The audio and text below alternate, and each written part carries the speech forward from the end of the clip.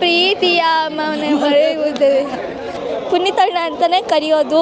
ನಮ್ಮ ಅಪ್ಪನೂ ಇಲ್ಲ ಇವಾಗ ನನಗೆ. ಅಪ್ಪಗೆ ಆಸ್ತಿ ಎಷ್ಟಿದೆ ನೋಡಿ. ನಾನು ಬಂದು ಅರಕೆ ಹೊತ್ಕೊಂಡೆ. ನಮಗೂ ಪಾಪು ನಮ್ಮ ಮಗನ ಮದುವೆ ಆಗಿ ಮನೆಯೆಲ್ಲ ಕಟ್ಕೊಂಡು ಕಿರ್ಚ್ಕೊಂಡ್ಬಿಟ್ಟೆ ನಮ್ಮ ಮಗ. ಹಾಯ್, ನನ್ನ ಹೆಸರು ಭೂಮಿಕಾ. ನನಗೆ ಪುನೀತ್ ರಾಜ್ಕುಮಾರ್ ಅಂದರೆ ತುಂಬ ಇಷ್ಟ. ಬಟ್ ನನ್ನನ್ನು ಪುನೀತ್ ರಾಜ್ಕುಮಾರ್ ಅಂತ ಕರೆಯಲ್ಲ.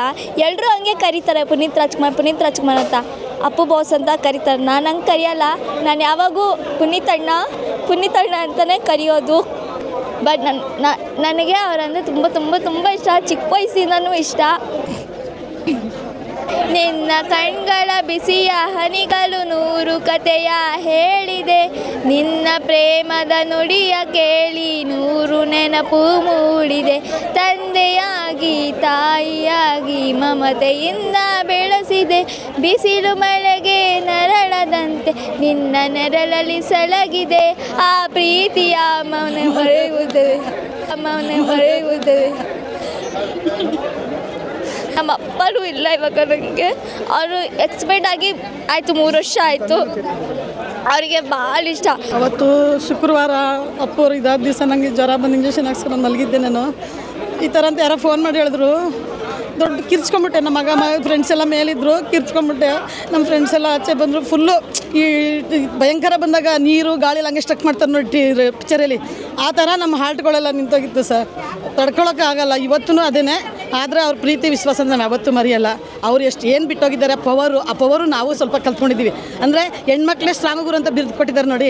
ಅದೇ ಥರ ಹೆಣ್ಮಕ್ಳುಗಳು ಎಲ್ಲ ಕೆಲಸದಲ್ಲಾಗಿರ್ಬೋದು, ಎಲ್ಲ ಕಾರ್ಯಗಳಲ್ಲಾಗಿರೋದು, ಯಾವುದ್ರಲ್ಲಾಗಿ ದುಡಿಯೋದ್ರಲ್ಲಿ ಎಲ್ಲದರಲ್ಲೂ ಹೆಣ್ಮಕ್ಳೇ ಸ್ಟ್ರಾಂಗ್ ಗುರು ಅಂತ ಕೊಟ್ಟಿದ್ದಾರಲ್ಲ, ಅದನ್ನ ಇಟ್ಕೊಂಡು ಎಷ್ಟು ಮುಂದೆ ಬರ್ತಾ ಇದ್ದಾರೆ ಮಕ್ಕಳು ಅಂದರೆ ನಿಜವಾಗ್ಲೂ ಹೇಳೋಕ್ಕೆ ತುಂಬ ಸಂತೋಷ ಆಗುತ್ತೆ ಸರ್ ನಮಗೆ. ಅವರು ಯಾವತ್ತೂ 200 ವರ್ಷ ಆಗ್ಬೋದು, 1000 ವರ್ಷ ಆಗ್ಬೋದು, ಎಷ್ಟೇ ವರ್ಷ ಆಗಲಿ ಸರ್, ಇದೇ ಪ್ರೀತಿ, ಇದೇ ವಿಶ್ವಾಸ, ಇದೇ ಜನ, ಕರ್ನಾಟಕ ಜನ ಯಾವತ್ತೂ ಅವ್ರಿಗೆ ಇದೇ ಅಭಿಮಾನ, ಇದೇ ಗೌರವ, ಇದೇ ಸಂತೋಷ ಯಾವತ್ತೂ ಅವ್ರನ್ನ ಮನಸ್ಸಲ್ಲಿ ತುಂಬ್ಕೊಂಡಿರ್ತಾರೆ ಸರ್. ದೇವಸ್ಥಾನಕ್ಕೆ ಹೋಗ್ತಾರೆ, ಇಲ್ಲೋಗುತ್ತೆ ಸರ್, ಇಲ್ಲಿಗಂತೂ ಯಾವತ್ತೂ ಮಿಸ್ ಮಾಡಲ್ಲ ಅಲ್ವಾ. ಅಷ್ಟು ನಮಗೂ ಅನುಭವ ಆಗಿದೆ. ನಾನು ಎಲ್ಲರಿಗೂ ಹೇಳ್ತೀನಿ, ಹೋಗಿ ಅಲ್ಲಿ ಅರಕೆ ಹೊತ್ಕೊಂಬಂದಂಗೆ ಹೊತ್ಕೊಂಬನ್ನಿ.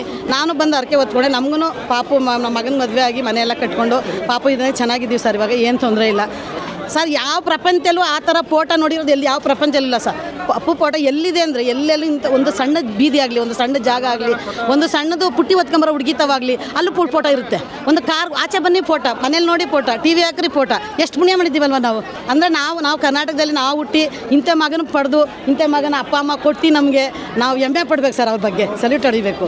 ಅವರಿಂದ ಕಲಿಯೋದು ಬೇಕಾದಷ್ಟು ಇತ್ತು, ನಮ್ದು ಇನ್ನೂ ಇತ್ತು. ಅಂದರೆ ಬಿಟ್ಟೋಗಿರಲ್ಲ, ಅದನ್ನೇ ಎಷ್ಟು ಮಾಡಿದ್ರು ತೀರ್ದು ನಾವು ಕಲಿಬೇಕು. ಈಗ ಎಲ್ಲೋ ಹೋಗ್ತೀವಿ, ಹೋಟ್ಲಲ್ಲಿ ಕೂತ್ಕೊತೀವಿ, 10,000 5,000 ಫ್ರೆಂಡ್ಸ್ ಎಲ್ಲ ಹೋಗಿ ಖಾಲಿ ಮಾಡ್ತೀರಾ. ಅದನ್ನೇ ಒಂದು ಬಡಿಸ್ತಾನಕ್ಕೆ, ಒಂದು ಆಶ್ರಮಗಳಿಗೆ, ಒಂದು ಗುಡಿಸ್ಲು ಕಟ್ಟಿರ್ತಾರೆ, ಗುಡಿಸ್ಲಿರ್ತಾರಲ್ಲ ಅವ್ರಿಗೆಲ್ಲ ಒಂದು 10 ಜನ ಸೇರಿ ಎಲ್ಲ ಕೂಡಿಕಿ 100 ಎಕರೆ ಜಮೀನು, 200 ಎಕರೆ ಜಮೀನು, ಹಾರ್ಟ್ ಪೇಷಂಟು, ತಿನ್ನಲ್ಲ ಉಣ್ಣಲ್ಲ ಓದ್ಕೊಂಡೈತಿ ಹೋಗುವಾಗ. ಈಗ ಅಪ್ಪರು ಏನು ಹೆಸರು ಬರ್ತಾಯಿದೆ ಹೇಳಿ. ಅವ್ರ ಆಸ್ತಿ ಏನು ಬರ್ತಾ ಇಲ್ಲ, ಅವ್ರು ಮಾಡಿ ಬಿಟ್ಟೋಗಿದ್ದಾರಲ್ಲ ಅದು ಹೆಸರು ಬರ್ತಾಯಿದೆ. ದಯವಿಟ್ಟು ಕರ್ನಾಟಕ ಜನತೆಗೆ ನಾನು ಕೇಳ್ಕೊಳ್ಳೋದಂದರೆ, ಯಾರು ಕಷ್ಟ ಇದ್ದಾರೆ ಅವ್ರಿಗೆ ಹೆಲ್ಪ್ ಮಾಡಿ. ಕಿದ್ವಾಯಲ್ಲಿ ಎಷ್ಟೋ ಜನ ಹೊರಡ್ತಾ ಇದ್ದಾರೆ, ಮಾತ್ರೆ ಕಾಸಿಲ್ಲ. ಜಯದೇವದಲ್ಲಿ ಎಷ್ಟೋ ಜನ ಒದ್ದಾಡ್ತಾ ಇದ್ದಾರೆ, ಮಾತ್ರೆ ಕಾಸಿಲ್ಲ. ಅವ್ರಿಗೆಲ್ಲ ಹೋಗಿ ನೋಡಿ, ಒಬ್ಬರು 11 ರೂಪಾಯಿ 10 ರೂಪಾಯಿ ಎಷ್ಟಾಗುತ್ತೆ ಸರ್, ಎಲ್ಲ ಖರ್ಚು ಮಾಡ್ತೀವಿ. ಇದೆಲ್ಲ ಸಹಾಯ ಮಾಡಿದಾಗಲೇ ಮನಸ್ಸರಾಗೋದು. 10 ಸರ ಹಾಕ್ಕೊಂಡು 1/4 kg ಚಿನ್ನ ಇದ್ದ ನಂತರ 3 ಬಿಲ್ಡಿಂಗ್ ಬಾಡಿಗೆ ಬರ್ತವೆ. ತಿನ್ನೋದೆಷ್ಟು 2 ಚಪಾತಿ ಅಷ್ಟೇ ಅಲ್ವಾ. ಅದಕ್ಕೆ ಬಿಟ್ಟೆ ಹೋಗ್ಬೇಕಲ್ವ. ಅದಕ್ಕೆ ನೀವು ಮಾಡಿರೋ ಧರ್ಮ ಇದ್ದರೆ ಅವ್ರು ಓಡ್ ಬಂದು ನಮಗೆ ಕಣ್ಣೀರು ಹಾಕ್ತಾರೆ. ಆ ಕಣ್ಣೀರು ಇದೆಯಲ್ಲ, ಆ ಜನ ನಿಂತ್ಕೋತಾರಲ್ಲ ಸುತ್ತ. ಇವತ್ತು ಆಸ್ತಿ ಎಷ್ಟಿದೆ, ಅಪ್ಪಗೆ ಆಸ್ತಿ ಎಷ್ಟಿದೆ ನೋಡಿ, ಬರ್ತಾ ಇದೆ. ನದಿ ಹೊಳೆಯಲ್ಲಿ ಸಾಗರ ಕರೀದೇನೆ ಸಾಗರ. 1 ವಾರದಿಂದನೇ ನಿದ್ದೆ ಮಾಡ್ದೇನೆ ಎದ್ದಿನ ಹೋಗ್ಬೇಕು ಅಂತ ರೆಡಿಯಾಗಿ ಬರ್ತಾ ಇದ್ದಾರಲ್ಲ, ಅದಕ್ಕೆ ದೊಡ್ಡ ಫಿಕ್ಸ್ ಸಲ್ಯೂಟ್ ಸರ್. ನಮಸ್ಕಾರ ಸರ್. ನಮ್ಮಿಂದ ಅವರು ಒಂದು ಮೂವಿ ಮಾಡಿದಾರಲ್ಲ, ಭಕ್ತ ಪ್ರಹ್ಲಾದ, ಅವರಪ್ಪ ಕೇಳ್ತಾರಲ್ಲ ಈ ಕಂಬದಲ್ಲಿದ್ದಾನೆ ಅಂತ. ಆ ಥರ ನಮ್ಮ ಜೊತೆನೂ ಅವ್ರು ಯಾವಾಗೂ ಇದ್ದೇ ಇರ್ತಾರೆ. ಅವ್ರು ಯಾವತ್ತೂ ಸಾಯೋದಿಲ್ಲ, ಅವ್ರು ಯಾವತ್ತೂ ಅಜರಾಮನೆ. ಅವ್ರು ಯಾವಾಗೂ ಬಂಗಾರದ ಮನುಷ್ಯನೇ.